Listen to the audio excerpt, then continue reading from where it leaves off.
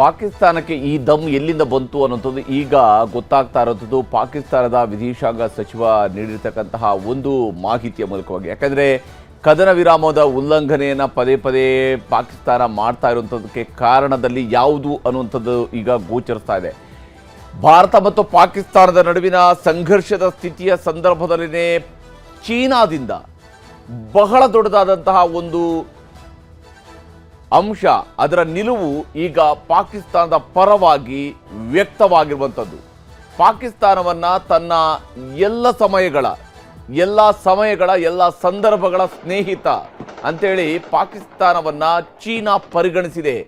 ಈ ಮಾತುಗಳನ್ನು ಈಗಾಗಲೇ ಚೀನಾದ ಈ ಮಾತುಗಳನ್ನು ಉಲ್ಲೇಖ ಮಾಡಿರುವಂಥದ್ದು ಪಾಕಿಸ್ತಾನದ ಡೆಪ್ಯೂಟಿ ಪ್ರೈಮ್ ಮಿನಿಸ್ಟರ್ ಮತ್ತು ಫಾರಿನ್ ಮಿನಿಸ್ಟರ್ ಆಗಿರುವಂತಹ ಮೊಹಮ್ಮದ್ ಇಶಾಕ್ ದರ್ ಈಗ ನೀಡಿರುವಂತಹ ವಿಚಾರಗಳಿದು. ಇವತ್ತು ಚೀನಾದ ಫಾರಿನ್ ಮಿನಿಸ್ಟರ್ ಜೊತೆಗೆ ಮಾತನಾಡಿರುವುದಾಗಿ ಹೇಳಿಕೊಂಡಿರುವಂಥದ್ದು. ಅಷ್ಟೇ ಅಲ್ಲದೆ ಚೀನಾ ಎಲ್ಲ ರೀತಿಯಲ್ಲೂ ಕೂಡ ಈಗ ಪಾಕಿಸ್ತಾನದ ಸಾರ್ವಭೌಮತ್ವವನ್ನು ಕಾಪಾಡಿಕೊಳ್ಳೋದಕ್ಕೆ ಬದ್ಧ ಅಂತ ಹೇಳ್ಕೊಂಡು ಹೇಳಿದ್ದಾರೆ ಅಂತ ಹೇಳುವಂಥದ್ದನ್ನು ಈಗ ಪಾಕಿಸ್ತಾನಕ್ಕೆ ಹೇಳಿದಾರಂತೆ. ಪಾಕಿಸ್ತಾನಕ್ಕೆ ಬೇರೆನ್ಯಾರು ಕೀ ಕೊಟ್ಟಾಗ ಅದು ಬಹಳ ಜೋರಾಗಿ ಕೂಗಾಡುವಂತಹ ಕೆಲಸವನ್ನು ಮಾಡುತ್ತೆ. ಅಂಥದ್ದೇ ಒಂದು ಸಂದರ್ಭ ಈಗ ಪಾಕಿಸ್ತಾನಕ್ಕೆ ಚೀನಾದ ಕಡೆಯಿಂದ ಸಿಗ್ತಾ ಇರ್ತದೆ. ಆದರೆ ಬಹಳ ಮುಖ್ಯವಾಗಿ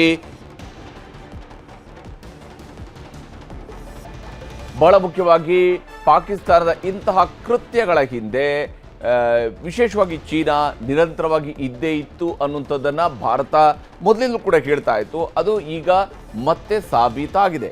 ಚೀನಾದ ಕಿತಾಪತಿ ಇದ್ದೇ ಇದೆ. ಯುದ್ಧದ ವಾತಾವರಣದ ಸಂದರ್ಭದಲ್ಲಿ ಇಂಥದ್ದೊಂದು ಕಿತಾಪತಿಯನ್ನು ನಿರೀಕ್ಷೆ ಮಾಡಲಾಗಿತ್ತು. ಅದೇ ಕಿತಾಪತಿ ಈಗ ವ್ಯಕ್ತವಾಗ್ತಾ ಇದೆ.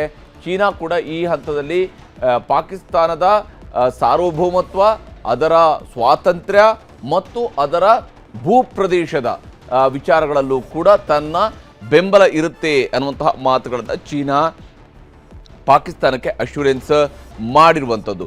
ಈ ಸಂದರ್ಭದಲ್ಲಿನೇ ಪಾಕಿಸ್ತಾನ ಸೀಸ್ ಫೈರನ್ನು ಉಲ್ಲಂಘನೆ ಮಾಡಿರುವಂತಹ ಸಂದರ್ಭದಲ್ಲಿನೇ ಭಾರತದಲ್ಲಿ ಪಾಕಿಸ್ತಾನದ ಕದನ ವಿರಾಮದ ಉಲ್ಲಂಘನೆಯ ನಡುವೆ ಈಗ ಬರ್ತಾ ಇರುವಂತಹ ಮಾಹಿತಿಯ ಪ್ರಕಾರ ಸದ್ಯಕ್ಕೆ ಶ್ರೀನಗರದಲ್ಲಿ ಇಷ್ಟು ಹೊತ್ತು ಬ್ಲ್ಯಾಕ್ಔಟ್ ಮಾಡಲಾಗಿತ್ತು. ಜಮ್ಮು ಕಾಶ್ಮೀರದ ರಾಜಧಾನಿ ಶ್ರೀನಗರವನ್ನು ಬ್ಲ್ಯಾಕ್ಔಟ್ ಮಾಡಲಾಗಿತ್ತು. ಈಗ ಅಲ್ಲಿ ಮತ್ತೆ ವಿದ್ಯುತ್ ಸಂಪರ್ಕವನ್ನು ರೆಸ್ಟೋರ್ ಮಾಡಲಾಗಿದೆ, ಮತ್ತೆ ವಿದ್ಯುತ್ ಸಂಪರ್ಕವನ್ನು ಕೊಡಲಾಗಿದೆ. ಇನ್ನು ಇಡೀ ಕಾಶ್ಮೀರ ವ್ಯಾಲಿಯಲ್ಲೂ ಕೂಡ, ಕಾಶ್ಮೀರ ಕಣಿವೆಯಲ್ಲಿ ಎಲ್ಲ ಕಡೆಗಳಲ್ಲೂ ಕೂಡ ಮತ್ತೆ ವಿದ್ಯುತ್ ಪೂರೈಕೆಯನ್ನು ಯಥಾ ಪ್ರಕಾರಕ್ಕೆ ತಂದು ನಿಲ್ಲಿಸಲಾಗಿದೆ. ನಾರ್ಮಲ್ ಸ್ಥಿತಿಗೆ ತಂದು ನಿಲ್ಲಿಸಲಾಗಿದೆ, ಸಾಮಾನ್ಯ ಸ್ಥಿತಿಗೆ ತಂದು ನಿಲ್ಲಿಸಲಾಗಿದೆ. ಕಾಶ್ಮೀರ ವ್ಯಾಲಿಯ ಎಲ್ಲ ಕಡೆಯಲ್ಲೂ ಕೂಡ, ಕಾಶ್ಮೀರ ಕಣಿವೆಯ ಎಲ್ಲ ಭಾಗಗಳಲ್ಲೂ ಕೂಡ ಈಗ ಸಂಪೂರ್ಣವಾಗಿ ವಿದ್ಯುತ್ ಪೂರೈಕೆಯನ್ನು ಮತ್ತೆ ಮಾಡಲಾಗ್ತಾ ಇದೆ ಅನ್ನುವಂತಹ ಮಾಹಿತಿ ಈಗ ಲಭ್ಯವಾಗ್ತಾ ಇದೆ. ಅಂದರೆ ಅಲ್ಲಿಗೆ ಇಷ್ಟು ಹೊತ್ತು ನಡೆದಿರ್ತಕ್ಕಂತಹ ಡ್ರೋನ್ ದಾಳಿ ಏನಿತ್ತು ಅವುಗಳನ್ನು ಸಂಪೂರ್ಣವಾಗಿ ಧ್ವಂಸ ಮಾಡಲಾಗಿದೆ. ಹೊಸದಾಗಿ ಮತ್ತೆ ಯಾವುದೇ ಡ್ರೋನ್ಗಳು ಬರೋದಿಲ್ಲ ಅನ್ನುವಂತಹ ವಿಶ್ವಾಸವೂ ಕೂಡ ವ್ಯಕ್ತವಾಗಿರುವಂತಹ ಹಿನ್ನೆಲೆಯಲ್ಲಿ ಕಾಶ್ಮೀರ ಕಣಿವೆಯಲ್ಲಿ ಈಗ ಮತ್ತೆ ಎಲೆಕ್ಟ್ರಿಸಿಟಿ ರಿಸ್ಟೋರ್ ಮಾಡಲಾಗಿದೆ. ಈ ಹಂತದಲ್ಲಿ ಈಗ ಸಂಪೂರ್ಣವಾಗಿ ರೆಸ್ಟೋರ್ ಮಾಡಲಾಗಿದೆ. ಇದರ ನಡುವೆ ಕೇಂದ್ರ ಗೃಹ ಸಚಿವರಾಗಿರುವಂತಹ ಅಮಿತ್ ಶಾ ಎಲ್ಲ ರಾಜ್ಯಗಳಿಗೂ ಕೂಡ ಅಲರ್ಟ್ ಆಗಿರುವಂತೆ ಸೂಚನೆ ನೀಡಿದ್ದಾರೆ. ಎಲ್ಲ ರಾಜ್ಯಗಳಿಗೂ ಕೂಡ ಕೇಂದ್ರ ಗೃಹ ಇಲಾಖೆಯಿಂದ ರಾಜ್ಯಗಳಿಗೆ ಸೂಚನೆ ಹೋಗಿದೆ. ಪ್ರತಿಯೊಂದು ರಾಜ್ಯಕ್ಕೂ ಕೂಡ ಸೂಚನೆ ಹೋಗಿದೆ. ಕೇಂದ್ರ ಗೃಹ ಸಚಿವರು ಈಗ ರಾಜ್ಯದ ಎಲ್ಲ ಗೃಹ ಸಚಿವರುಗಳಿಗೆ, ಅಂದರೆ ವಿಶೇಷವಾಗಿ ಬಾರ್ಡರ್ನ ರಾಜ್ಯಗಳ ಎಲ್ಲ ಗೃಹ ಸಚಿವರುಗಳಿಗೂ ಕೂಡ ಮಾತನಾಡಿದ್ದಾರೆ. ಮತ್ತು ಎಲ್ಲ ಗೃಹ ಸಚಿವಾಲಯಗಳಿಗೂ ಕೂಡ, ಎಲ್ಲ ರಾಜ್ಯಗಳಿಗೂ ಕೂಡ ಈಗ ಮಾಹಿತಿ ರವಾನೆಯಾಗಿದೆ. ಹೈ ಅಲರ್ಟ್ನಲ್ಲಿ ಇರಬೇಕು ಅನ್ನುವಂತಹ ಸೂಚನೆಯನ್ನು ನೀಡಲಾಗಿದೆ. ಸೀಸ್ ಫೈರ್ ಅನ್ನು ಉಲ್ಲಂಘನೆ ಮಾಡಿರುವಂತಹ ಪಾಕಿಸ್ತಾನ ನಿಜಕ್ಕೂ ಕೂಡ ಸುಳ್ಳು ಭರವಸೆಯನ್ನು ಭಾರತಕ್ಕೆ ಕೊಟ್ಟಿತ್ತು. ನಾವು ಯುದ್ಧವನ್ನು ನಿಲ್ಲಿಸ್ತೀವಿ ಅನ್ನುವಂತಹ ರೀತಿಯಲ್ಲಿ, ನಾವು ಯಾವುದೇ ರೀತಿಯಾದಂತಹ ದಾಳಿಯನ್ನು ನಡೆಸೋದಿಲ್ಲ ಅನ್ನುವಂತಹ ರೀತಿಯಲ್ಲಿ ಅದು ಹೇಳಿತ್ತು. ಆದರೆ ಆ ಹೇಳಿದ ಮಾತಿನ ರೀತಿಯಲ್ಲಿ ಪಾಕಿಸ್ತಾನ ನಡ್ಕೊಂಡಿರಲಿಲ್ಲ. ಆದರೆ ಈಗ ಪಾಕಿಸ್ತಾನದ ನಡೆಸಿರುವಂತಹ ಎಲ್ಲ ಡ್ರೋನ್ಗಳನ್ನು ಕೂಡ ಕೆಡವಿ ಹಾಕಲಾಗಿದೆ. ಪ್ರತಿಯೊಂದು ಕಡೆಯಲ್ಲೂ ಕೂಡ ಕೆಡವಿ ಹಾಕುವಂತಹ ಪ್ರಯತ್ನವನ್ನು ಮಾಡಲಾಗಿದೆ. ಇದಾದ ನಂತರ ಈಗ ಕಾಶ್ಮೀರ ಕಣಿವೆಯಲ್ಲಿ ಮತ್ತೆ ಯಥಾ ಪ್ರಕಾರ ವಿದ್ಯುತ್ ಸಂಪರ್ಕವನ್ನು ವಿದ್ಯುತ್ ಪೂರೈಕೆಯನ್ನು ಮತ್ತೆ ಯಥಾ ಪ್ರಕಾರಕ್ಕೆ ತಂದು ನಿಲ್ಲಿಸಲಾಗಿದೆ. ಏನು ಇಷ್ಟು ಹೊತ್ತು ಬ್ಲ್ಯಾಕ್ಔಟ್ ಮಾಡಲಾಗಿತ್ತು, ಈಗ ಅಲ್ಲಿ ಮತ್ತೆ ಯಥಾ ಪ್ರಕಾರ ವಿದ್ಯುತ್ ಸಂಪರ್ಕವನ್ನು ಒದಗಿಸಲಾಗಿರುವಂಥದ್ದು. ಪಾಕಿಸ್ತಾನ ಸೀಸ್ ಫೈರನ್ನು ತೊಡೆದು ಹಾಕಿದೆ. ಅದು ಸೀಸ್ ಫೈರ್ಗೆ ಅದು ಬದ್ಧವಾಗಿಲ್ಲ ಅನ್ನುವಂಥ ಆದೇಶ ಹೇಳಿದೆ. ಸುಳ್ಳು ಭರವಸೆಯನ್ನು ಅದು ಭಾರತಕ್ಕೆ ಕೊಟ್ಟಿತ್ತು. ಈಗ ಭಾರತವೂ ಕೂಡ ಪಾಕಿಸ್ತಾನದ ಈ ಸುಳ್ಳಿಗೆ ಯಾವ ಸ್ವರೂಪದ ಉತ್ತರವನ್ನು ಕೊಡುತ್ತೆ ಅನ್ನೋದು ಕೂಡ ಅಷ್ಟೇ ಮುಖ್ಯ. ರಾಜತಾಂತ್ರಿಕ ನೆಲೆಯಲ್ಲೂ ಕೂಡ ಈ ಉತ್ತರವನ್ನು ಕೊಡಬಹುದು. ನೇರವಾದಂತಹ ಒಂದು ಈಗ ಅವರು ನಡೆಸಿರುವಂತಹ ಎಲ್ಲ ಡ್ರೋನ್ಗಳನ್ನು ಹೊಡೆದುರುಳಿಸಿರುವಂಥದ್ದು ಆ ಕ್ರಮ ಆಲ್ರೆಡಿ ಆಗಿದೆ.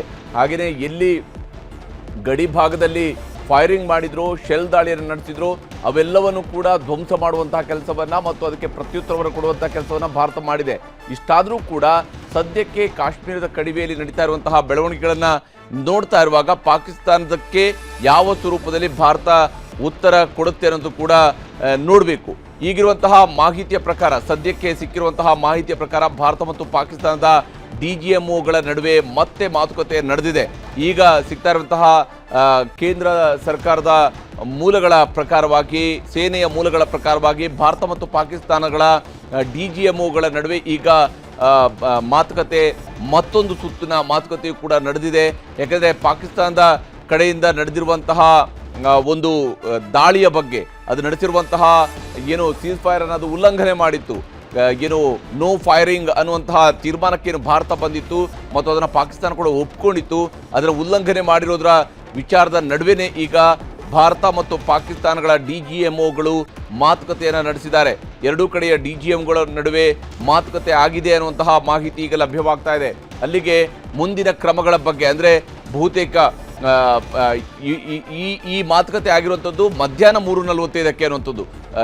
ಈಗ ಸಿಕ್ಕಿರುವಂತಹ ಮಾಹಿತಿ ಪ್ರಕಾರ DGMOಗಳ ನಡುವೆ ಮಧ್ಯಾಹ್ನ 3:45 ಮಾತುಕತೆ ಆಗಿತ್ತು. ಭಾರತ ಮತ್ತು ಪಾಕಿಸ್ತಾನದ DGMOಗಳ ನಡುವೆ ಮಧ್ಯಾಹ್ನ 3:45 ಒಂದು ಬಾರಿ ಮಾತುಕತೆ ಆಗಿತ್ತು. ಅದಾದ ನಂತರ ಈಗ ಮತ್ತೊಂದು ಬಾರಿ ಮಾತುಕತೆ ನಡೆದಿದೆ. ಅಂದರೆ ಇವತ್ತು DGMOಗಳ ನಡುವೆ ಮಾತುಕತೆ ನಡೆದಿರುವಂಥದ್ದು ಇದು ಎರಡನೇ ಬಾರಿ. ಈಗ DGMOಗಳ ನಡುವೆ ಮಾತುಕತೆ ನಡೆದಿದೆ. ಎರಡನೇ ಬಾರಿ DGMOಗಳ ನಡುವೆ ಮಾತುಕತೆ ನಡೆದಿದೆ.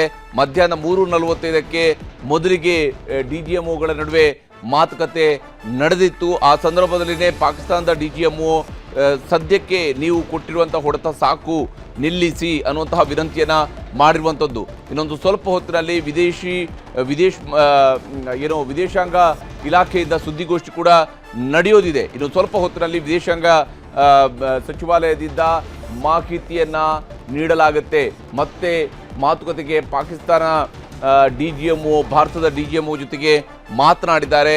ಈ ಎಲ್ಲ ವಿಚಾರಗಳ ಬಗ್ಗೆ ಭಾರತದ ವಿದೇಶಾಂಗ ಇಲಾಖೆಯಿಂದ ಕೆಲವೇ ಹೊತ್ತಿನಲ್ಲಿ ಸುದ್ದಿಗೋಷ್ಠಿ ಕೂಡ ನಡೆಯೋದಿದೆ. ಸ್ವಲ್ಪ ಹೊತ್ತಿನಲ್ಲಿ ಸುದ್ದಿಗೋಷ್ಠಿಯನ್ನು ಕೂಡ ನಡೆಸಲಾಗುತ್ತೆ.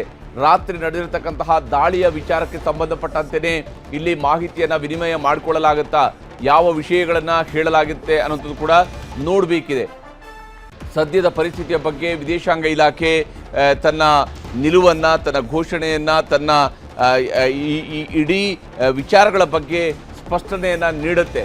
ಯಾವ ಸ್ವರೂಪದಲ್ಲಿ ಈಗ ಆಗಿರುವಂತಹ ದಾಳಿ, ಈ ದಾಳಿಯ ಸುತ್ತಲೂ ಇರುವಂತಹ ಅಂಶಗಳ ಬಗ್ಗೆಯೂ ಕೂಡ ಪ್ರೆಸ್ ಬ್ರೀಫಿಂಗನ್ನು ಮಾಡುವಂಥದ್ದಿದೆ. ಸ್ವಲ್ಪ ಹೊತ್ತಿನಲ್ಲಿ ಭಾರತದ ವಿದೇಶಾಂಗ ಇಲಾಖೆಯ ಕಡೆಯಿಂದ ಈಗಾಗಲೇ ಸುದ್ದಿಗೋಷ್ಠಿಯನ್ನು ನಡೆಸುವಂತಹ ತೀರ್ಮಾನಕ್ಕೆ ಬರಲಾಗಿದೆ. ಕೆಲ ಹೊತ್ತಿನಲ್ಲಿ ಸುದ್ದಿಗೋಷ್ಠಿ ನಡೆಯೋದಿದೆ. ವಿದೇಶಾಂಗ ಇಲಾಖೆಯಿಂದ ಅವರು ಮಾಹಿತಿಯನ್ನು ವಿನಿಮಯ ಮಾಡಿಕೊಳ್ಬಹುದು. ಯಾವ ಸ್ವರೂಪದಲ್ಲಿ ಈ ದಾಳಿ ನಡೆದಿದೆ ಮತ್ತು ಇಂತಹ ಸಂದರ್ಭದಲ್ಲಿ ಭಾರತದ ನಿಲುವು ಏನು, ಯಾವ ಸ್ವರೂಪದಲ್ಲಿ ಇಲ್ಲಿ ಕದನ ವಿರಾಮವನ್ನು ಪಾಕಿಸ್ತಾನ ಉಲ್ಲಂಘನೆ ಮಾಡಿದೆ ಅಂತೇಳಿ ಪಾಕಿಸ್ತಾನಕ್ಕೆ ಕಡೆಯ ಎಚ್ಚರಿಕೆಯನ್ನು ಈ ಸುದ್ದಿಗೋಷ್ಠಿಯಲ್ಲಿ ಕೊಡಲಾಗುತ್ತಾ ಅಥವಾ ಅದರ ಆಚೆಗಿನ ವಿಚಾರಗಳನ್ನು ಇವತ್ತು ವಿದೇಶಾಂಗ ಇಲಾಖೆ ಹೇಳುತ್ತಾ ಅನ್ನೋದನ್ನು ಕೂಡ ನೋಡಬೇಕು. ಕೆಲ ಹೊತ್ತಿನಲ್ಲಿ ಈಗ ಭಾರತದ ವಿದೇಶಾಂಗ ಇಲಾಖೆಯಿಂದ ವಿಕ್ರಮ್ ಮಿಸ್ರಿ ಅವರು ಈಗ ಸುದ್ದಿಗೋಷ್ಠಿಯನ್ನು ನಡೆಸೋರಿದ್ದಾರೆ. ಅವರು ಈಗ ವಿಚಾರಗಳನ್ನು ತಿಳಿಸೋರಿದ್ದಾರೆ. ಏನು ಆಗಿದೆ, ಯಾವ ಸ್ವರೂಪದಲ್ಲಿ ದಾಳಿ ನಡೆದಿರುವಂಥದ್ದು ಮತ್ತು ಈಗಾಗಲೇ ಪಾಕಿಸ್ತಾನ ನಡೆಸಿರುವಂತಹ ಎಲ್ಲ ದಾಳಿಯನ್ನು, ಎಲ್ಲ ಡ್ರೋನ್ಗಳನ್ನು ಕೂಡ ಕೆಡವಿ ಹಾಕುವುದರಲ್ಲಿ ಭಾರತ ಯಶಸ್ವಿಯಾಗಿದೆ.